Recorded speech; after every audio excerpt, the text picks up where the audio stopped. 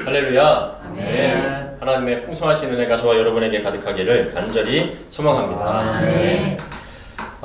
최근에 2024년 파리 올림픽이 한창 진행 중에 있습니다. 대한민국은 우리 펜싱, 양궁, 사격, 탁구 등에서 메달을 획득하면서 잠깐이지만 또 올림픽 순위에서 2위까지 올라간 적이 있었습니다. 참가한 종목도 많지 않고 또 이렇게 인구수가 거대한 나라들에 비해서 인구도 많지 않은 한국이 올림픽에서 세계를 놀라게 하자 많은 여론은 한국 문화는 뭔가 좀 다르다, 특별하다라는 그런 이야기도 하고 있습니다. 올림픽 개막이 며칠 되지 않아서 있었던 이 펜싱 경기에서도 많은 나라를 놀래켰던 장면이 한국 선수에게서 나왔습니다. 아시는 분도 계시겠지만 이 펜싱 사브르에서 금메달을 획득한 오상욱 선수가 페르자니 선수를 맞아서 점수 차이로 앞서고 있었습니다. 그러다가 페르자니 선수가 추격해 오기 시작하면서 3점 차이로 점수가 줄어들었습니다. 그러던 중에 대결을 펼치던 상황에서 이 페르자니 선수가 이 다가오는 펜싱칼을 피해서 뒷걸음질을 치다가 스스로 자기 다리에 걸리면서 넘어지게 되었죠. 이렇게 되면 공격하던 오상욱 선수는 넘어진 페르자니 선수의 옷에 이렇게 칼끝을 딱 갖다 대기만 해도 1점을 얻을 수 있는 상황이었습니다. 그런데 오상욱 선수는 뒤로 넘어진 페르자니 선수에게 다가가서 공격하지 않고 손을 내밀었습니다. 특별히 펜싱 종목은 프랑스가 종주국입니다. 프랑스에서 시작된 경기여서 이 경기를 지켜보던 프랑스인들이 매우 놀랐던 것이죠. 이 장면을 보고 이 경기를 해설하던 프랑스 해설진들이 이 오상욱 선수의 모습을 지켜보면서 3초간 잠깐 멈춘 뒤에 이렇게 중계했습니다. 공격권을 가지고 있었기에 1점을 챙길 수도 있는 순간이었지만 이 한국의 선수는 그런 식의 요행을 바라지 않았습니다. 지금 이 행동이 어떤 결과를 초래할지 모르지만 정말 멋있는 행동입니다. 이 선수의 페어플레이 정신이 올림픽을 빛내주고 있습니다. 모든 선수들은 이 한국 선수를 모범으로 삼아야만 합니다. 정말 펜싱계에 다시 없을 기품 넘치는 행동이었습니다. 올림픽에서는요, 모두 다 금메달을 획득하고 싶어서 치열하게 경쟁하기 때문에 나의 실수 혹은 상대방의 실수는 곧 패배나 탈락으로 연결이 되죠. 그런데 상대의 실수를 나의 득점이나 나의 승리로 바로 연결하지 않고 배려와 매너를 갖춤으로써 그 1점을 얻는 것보다 더 높은 수준의 인격과 국가적인 어떤 국격을 높여준 일이 되었던 것입니다. 저는 모든 올림픽에 또 모든 선수들이 다 이렇게 할 수는 없다고 생각이 됩니다. 왜냐하면 어찌 되었든 경기에서는 승자와 패자가 나올 수밖에 없기 때문이죠. 누군가의 실수는 곧 점수로 연결되고 결과로 나타나는 것이 이 짧은 올림픽에서의 모습입니다. 그런데 우리의 인생은요, 한 번의 승패로 결정되는 올림픽이 아니기 때문에 인생은 짧은 그 순간을 가지고 승자와 패자로 말할 수가 없죠. 한 사람의 긴 여정 자체가, 인생의 여정 자체가 성공과 실패가 있고 또 방황과 선택의 모든 것들이 그 긴 여정 안에 담겨져 있다고 할 수가 있습니다. 고인이 되신 이어령 전 문화부 장관께서도 그의 마지막 수업이라는 책에서 이와 비슷한 말을 했습니다. 인생에는 승자도 패자도 없다. 세상에서는 일렬로 숫자로 순위를 매기려고 하지만 그렇게 승자와 패자를 나누는 기준 자체가 잘못된 것이다 라고 말을 했습니다. 그래서 우리 인간에게 있어서는 어떻게 사는가가 참 중요한 것 같습니다. 특별히 그리스도인들은 예수님으로 인해 거듭남을 경험함으로 새로운 인생을 살기 시작한 사람들이죠. 그래서 마치 앞서고 있었던 오상욱 선수처럼 우리 그리스도인들은 이미 받은 은혜 또 구원의 확신이 있기 때문에 그 승리의 점수가 몇 점 남지 않은 상황과 마찬가지입니다. 단지 아직은 그 결과가 나오지 않았고 순간순간 그 위기의 칼끝이 우리를 공격해 올 수 있기 때문에 늘 긴장되고 또 준비된 삶을 살고 있는 것이죠. 그렇기 때문에 때론 더 지독하고 악착같이 상대를 향해서 칼끝을 찔러서 승리를 쟁취해도 이 세상에서는 그걸 가지고 뭐라고 할 사람은 없습니다. 그러나 그리스도인들은 조금 달라야 합니다. 우리에게는 어떻게 승리를 얻었는가? 어떻게 구원을 이루어 가고 있는가? 어떻게 살고 있는가? 라는 물음의 삶으로서 하나님과 이웃에게 답을 해야 하는 책임이 있습니다. 그래서 오늘 말씀은 바울이 우리에게 그리스도인의 매너, 그리스도인의 페어 플레이에 대해서 그 예를 보여주는 말씀이 바로 이 빌레몬서라고 할 수가 있습니다. 더 쉽게 그리스도인은 이렇게 살아야 합니다 라고 말해주고 있는 것이죠. 이 빌레몬서는 바울이 빌레몬에게 쓰는 편지입니다. 빌레몬서 1장 1절부터 2절입니다. 그리스도 예수님을 전파하다가 갇힌 바울과 디모데는 사랑하는 동역자 빌레몬과 자매 아비아와 또 함께 그리스도의 군인된 아키뽀와 그대의 집에서 모이는 교회에.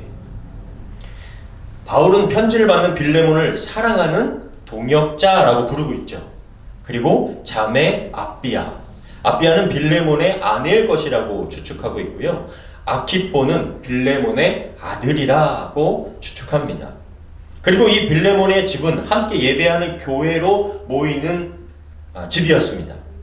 초대교회는 대부분 이렇게 누군가의 집에서 함께 모여서 예배를 드렸었죠. 누군가의 섬김으로 집을 내어주고 그곳에 그리스도를 주인으로 따르기로 결정한 사람들이 모여서 함께 성찬을 나누고 식사를 나누기도 했습니다.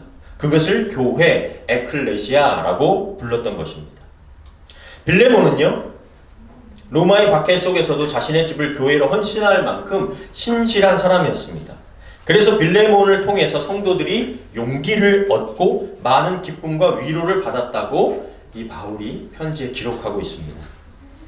그런데 이 빌레몬에게 한 명의 노예가 있었습니다. 그 이름이 오늘 바울 편지에 등장하는 오네시모였어요. 많은 학자들은 구약에서 노예로 팔린 요셉이 보디발의 가정총무가 되어서 재산을 관리하듯이 이 오네시모도 빌레몬의 집의 재산을 맡아 관리하던 사람 중에 한 명이었는데 막대한 재산상의 손해를 입히고 도망친 노예였다라고 말하고 있습니다. 그 도망친 노예 오네시모가 놀랍게도 바울을 만나게 되었고 바울을 통해 예수님을 만나 거듭나게 되었던 것이죠. 그 가운데 바울은 오네시모가 자신의 동역자인 빌레몬의 노예였다는 사실을 이 바울이 알게 된 겁니다. 여러분, 이런 상황에 여러분이라면 어떻게 하시겠어요? 조금 더 현대식으로 좀 바꾸어 드리겠습니다. 내 친구의 돈을 떼어먹고 한국을 떠나 밴쿠버에 살고 있는 사람이 어느 날 이렇게 고백하는 거예요. 친해졌어요. 밴쿠버에서 만나서 친해졌습니다. 실은 말이야, 나 한국에 있을 때 누구누구의 돈 떼먹고 도망쳐서 여기 온 거야. 그런데 그 누구누구가 내 가족이라면, 그 누구누구가 나의 친한 친구라면 여러분 어떻게 하시겠어요? 당장 경찰에 신고하든지 붙잡아 두고 친구에게 전화 걸어서 야, 내 돈 떼어먹은 사람 지금 여기 있다 라고 연락하지 않겠어요? 빨리 와봐. 야, 지금 내가 잘 붙잡아둘 테니까 빨리 와라. 그런데 바울은요, 그리스도인이 가진 매너, 그리스도인이 가진 이 페어플레이 정신이 무엇인지를 보여주는 거예요. 이것은 바울에게서 나온 지혜이기도 하지만 결국 예수님으로부터 나온 사랑이고 배려이고 바울이 가지고 있던 성령의 열매인 거죠. 아마 붙잡아두고 지금 그 사람 여기 있다고 경찰에 신고하거나 해도 세상에서 누가 뭐라고 할 사람은 없죠. 그거 당연하다고 할 수 있을 겁니다. 그런데 그 당시 바울은 그렇게 하지 않았어요. 바울은 그리스도 안에서 내가 알고 있는 빌레몬, 그리고 주 안에서 변화된 오네시모 둘 다를 잃고 싶지 않았습니다. 그리고 주 안에서 하나가 되는 것이 무엇인지를 보여주는 겁니다. 빌레몬서 1장 8절부터 10절. 그러므로 내가 그리스도 안에서 그대가 해야 할 일을 담대하게 명령할 수도 있습니다. 그러나 사랑하는 마음으로 그대에게 부탁하려고 합니다. 이제 나이 많아 그리스도 예수님을 위해 죄수된 나 바울은 갇힌 중에 얻은 믿음의 아들 오네시모를 위해 그대에게 부탁합니다. 믿음의 아들이 된 오네시모를 빌레몬에게 돌려보내면서 그를 믿음의 형제로 다시 받아주기를 어떻게 해요? 정중하게 부탁하고 있어요. 어쩌면 바울이 이 일에 이래라 저래라 하는 것은 우리가 한국말로 표현하기에 설레발 치는 걸 수도 있어요. 내 재산 손에 입힌 이 오네시모를 내가 어떻게 하든지 그건 바울이 알아서 뭐라고 할 일이 아니죠. 그래서 바울은 빌레몬이 오네시모로 인해 겪은 일로 화가 나는 것을 지금 무시하지 않고 있죠. 얼마나 마음이 아프고 화가 나고 오네시모를 처벌해도 될 일이기 때문에 그것을 충분히 공감하면서도 그리스도인이 되어 자신의 죄를 뉘우치고 용서를 구하러 돌려보내고 또 오네시모가 돌아가는 그 모든 것을 빌레몬이 받아주기를 부탁하고 있습니다. 우리 한번 같이 읽을까요? 11, 12절 시작. 그가 전에는 그대에게 쓸모없는 사람이었으나 이제는 그대와 나에게 필요한 사람이 되었습니다. 그래서 내 심장과 같은 그를 그대에게 돌려보냅니다.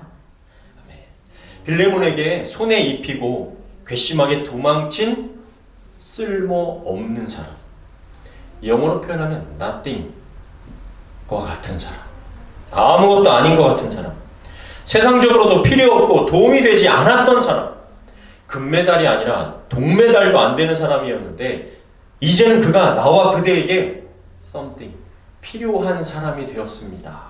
특별한 사람이 되었습니다 라는 거예요. 우리가 그렇게 만든 것이 아니라 바로 하나님께서 그를 만나주셨기 때문이에요. 인간적으로 생각하면요, 그를 용서할 수 없고요, 받아들일 수 없지만 더불어 세상적인 신분과 쓸모가 바뀐 것 하나도 없어요. 그냥 그대로 노예예요. 그런데 예수님이 죄인된 우리를 받아주셨던 것처럼 하나님의 사랑으로 그를 받아주기를 부탁하고 있습니다. 12절에 보면 바울은 오네시모를 내 심장과 같다고 표현하면서 빌레몬에게 돌려보내는 거예요.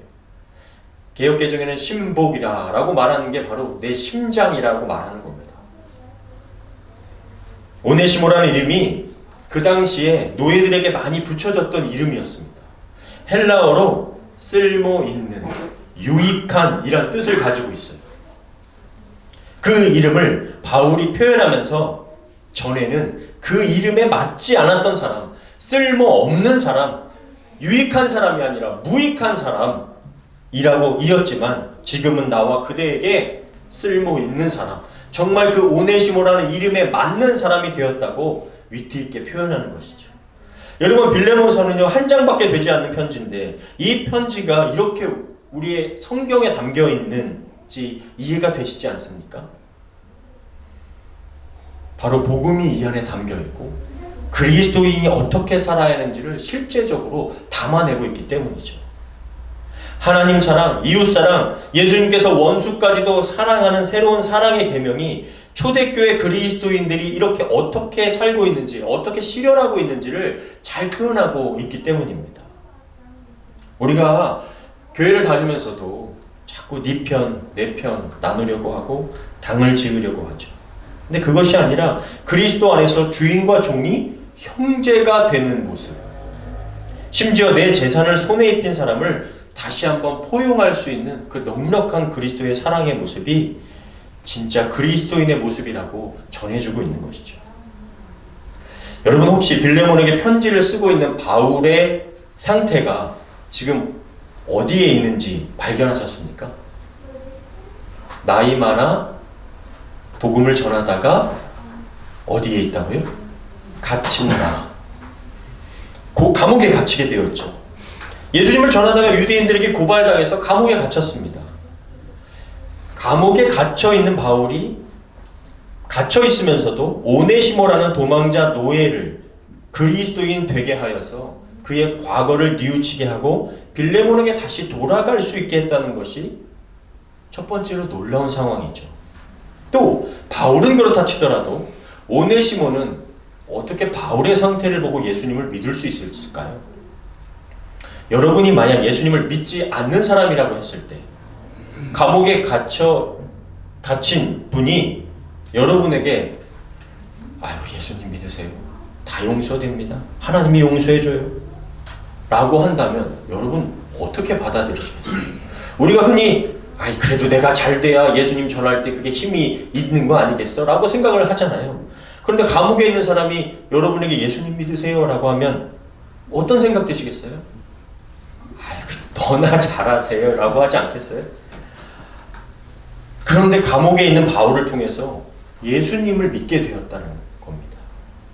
아마도 지금과는 무언가 다른 왜곡되지 않고 순전한 복음이 정말 예수님의 역사가 일어났기 때문에 그 도망자였던 노예 오네시모도 주님을 만나지 않았을까요?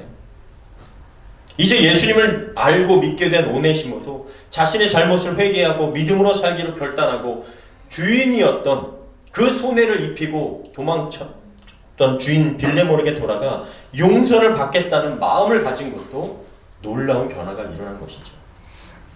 우리는 신앙생활을 하면서도 자신의 잘못을 뉘우치지 않고 다른 사람에게 피해를 입히고 심지어 그 사람 때문에 내가 교회를 안 나간다고 하거나 교회를 피하게 하는 사람도 있는데 도대체 어떤 복음, 어떤 믿음, 어떤 모습이었길래 이런 아름다운 상황이 예수 그리스도의 복음의 생생한 살아있는 복음이 역사하는 이런 일들이 나타나게 되는 걸까요? 바울은 빌레몬에게 이렇게 부탁하고 있습니다. 1장 16절부터 18절입니다. 이제부터는 그를 종으로서가 아니라 종 이상의 사랑하는 형제로 대해 주시오. 나에게 이처럼 소중한 그는 종으로서 주님을 믿는 형제로서 그대에게 더욱더 소중할 것입니다. 만일 그대가 나를 친구로 여긴다면 나를 대하듯 그를 반갑게 맞아주시오. 그가 그대에게 손해를 끼쳤거나 빚진 것이 있으면 그것을 나에게 청구하시오. 내가 다 갚겠습니다. 우리가 누군가에게 이런 부탁을 할 수 있을 정도의 사람이 있나요? 혹은 누군가에게 이런 부탁을 받아본 경험이 있으신가요? 이런 믿음의 부탁, 누군가에게 정말 이거 참 너무 부담되는 부탁일 수 있습니다.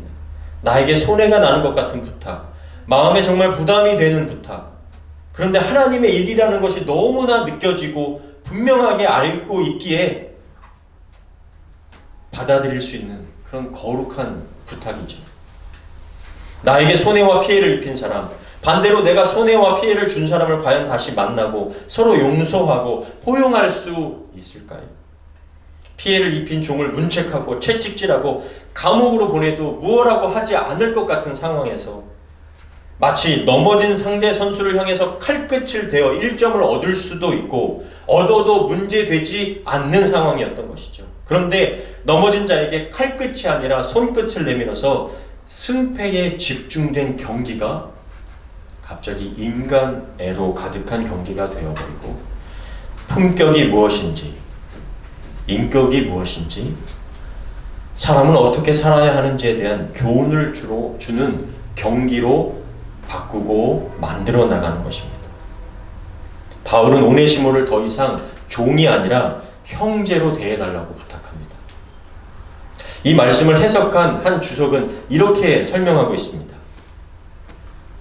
바울이 오네시모의 해방을 기대했다.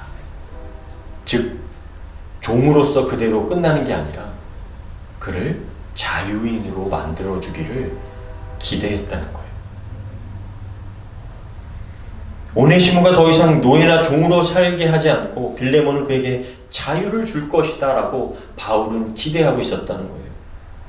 바울이 이렇게 기대할 수 있는 이유가 뭘까요? 그동안 주 안에서 살고 있는 빌레몬이 어떤 사람인지를 알았기 때문이지 않을까요? 빌레몬은 충분히 그렇게 할 사람이야. 빌레몬은 믿음의 사람이야. 빌레몬은 진짜 그리스도인이야. 그는 하나님의 사람이야. 그는 분명 오네시모가 돌아가 용서를 구한다면 용서해 줄 뿐만 아니라 주의 형제로 받아들이고 노예에서 해방시켜 자유인이 되게 해줄 사람이야. 나는 내가 생각한 기대 이상의 것을 할 사람이라는 걸 믿어. 여러분, 우리 교회가 서로에게 이런 신뢰를 가질 수 있는 그리스도인 공동체가 되었으면 좋겠습니다. 우리가 세상의 계산적인 방식으로 일렬로 세워놓고 많으냐 적으냐, 승자냐 패자냐 크냐 적으냐를, 잘하냐 못하냐를 따지면 당연히 나에게 도움되는 사람이냐 아니냐를 따지게 될 것입니다. 그가 정말 유익한 사람이냐, 쓸모있는 사람이냐, 기술이 있냐, 이 교회에 도움이 되는 사람이냐. 그런데 하나님은 그런 사람, 그런 교회 만들기 원치 않으시는 것 같아요. 그러면 우리에게 서로에게는 nothing일 뿐입니다. 일점을 더 취하고 많은 것에 집중된 삶을 살게 될 뿐입니다. 세상과 다르지 않는 교회를 다니게 될 뿐입니다. 그런 교회 만들어 갈 뿐입니다. 그러나 하나님은 우리 삶에서 그와 같은 열심, 최고가 되는 것만을 원하시는 것은 분명 아닐 겁니다. 하나님은 금메달을 따는 사람만을 사랑하시고 구원하시는 분이 아니시기 때문이죠. 하나님은 무엇보다 그리스도 안에서 하나 되어 서로에게 형제와 자매가 되어 하나님에게뿐 아니라 서로에게 특별한 썸띵이 되기를 원하시는 하나님이신 줄 믿으시기 바랍니다. 그것이 그리스도인이 가져야 하는 매너이며 정신이며 페어플레이 인생이 될 것입니다. 여러분, 빌레몬이 이 편지를 가져온 오네시모를 어떻게 대했을까요? 성경에는 어떻게 되었다고 그 뒷이야기가 기록되어 있지 않아요. 여러분이 어떻게 상상하든 그 결말은 여러분의 믿음 안에 있다고 여겨집니다. 그런데 저는 바울이 빌레몬을 향한 이 마지막 고백 안에 이미 답이 나와 있다고 생각이 들었습니다. 빌레몬서 1장 21절 우리 한번 같이 읽어보겠습니다. 시작. 나는 그대가 내 말에 순종하리라는 것을 확신하고 또 기대 이상으로 해줄 것을 알고 이 글을 씁니다. 아멘. 이 편지 받은 빌레몬 정말 많이 부담됐을 것 같아요. 와, 이거 순종하리라는 것을 확신하고 또 기대 이상으로 해줄 것을 알고 이 글을 씁니다. 은근 부담되는 말이지만 바울은 그만큼 빌레몬에 대한 기대와 확신이 있었던 것으로 보여져요. 사랑하는 저와 여러분, 지금 이 시대에 바울처럼 또 오네시모처럼 더 나아가 빌레몬처럼 사는 것이 너무나 어려운 시대입니다. 왜냐하면 돈이 신의 역할을 대신하고 있기 때문이죠. 돈에 노예된 세상이기 때문에 사랑도 돈으로 해결하고요, 돈으로 관계를 풀고요, 돈으로 행복을 만들 수 있다고 믿는 세상입니다.